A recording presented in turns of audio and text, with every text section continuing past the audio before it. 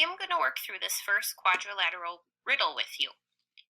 We are going to use the pen to help us to eliminate any of the quadrilaterals that do not fit the attributes in our clues. Number 1, my quadrilateral does not have any right angles. So what I know about quadrilaterals with right angles is that rectangles and squares have right angles. So we're going to eliminate any of the squares and rectangles that we see. But I also see trapezoid A has 2 right angles, so we can eliminate that one as well. Next clue, my quadrilateral has exactly 1 line of symmetry. So I'm going to use the pencil tool to help me identify lines of symmetry. Let's look at quadrilateral A. There's 1 line of symmetry in quadrilateral A.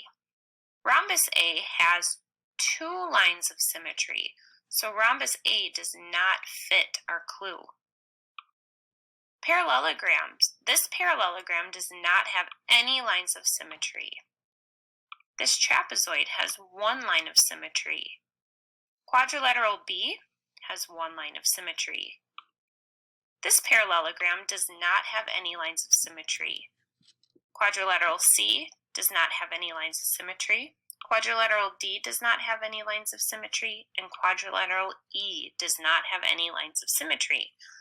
So now we have it narrowed down to 3 possible shapes with 2 clues left. Let's look at clue number 3. My quadrilateral has 2 pairs of congruent sides.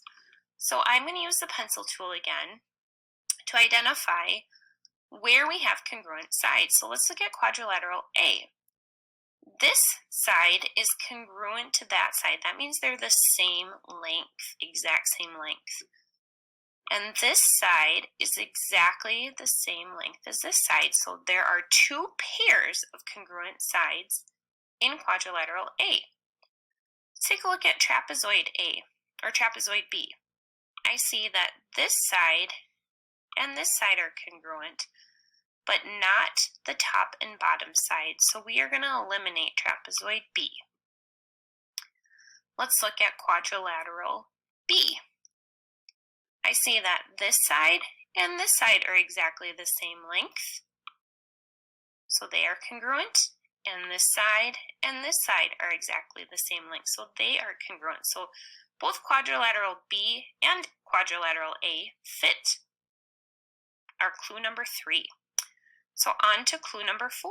My quadrilateral has a perimeter of 10 centimeters. So quadrilateral A has 10 centimeters. Quadrilateral B has 9 centimeters. So we can eliminate quadrilateral B, and we found out that quadrilateral A is our mystery quadrilateral. You will use the same techniques in this activity.